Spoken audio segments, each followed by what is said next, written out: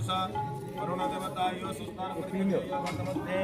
आवाहयामि स्थापयामि पूजयामि अर्चयामि नमः स्वाहा सर्वोपचारार्थगन्ध अक्षत पुष्पाणि च समर्पयामि ओम अभिमंत्रणं कुर्यात् ओम भूर्भुवस्वः तस्य पितृस्यं परमदेवस्य धीमहि धियो यो नः प्रचोदयात् ओम सर्वदेवताभ्यो भगवद्गीते संतोषितमभिष्टाः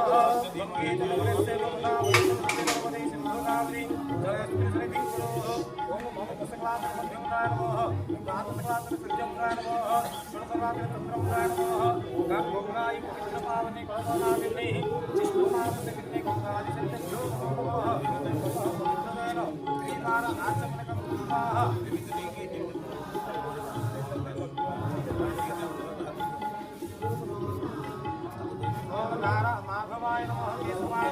नमः नारायणाय नमः आचमनिके नमः चल्य मार्गं कुर्यात् वैदिकमन्त्रस्य सिद्धोपाय नमः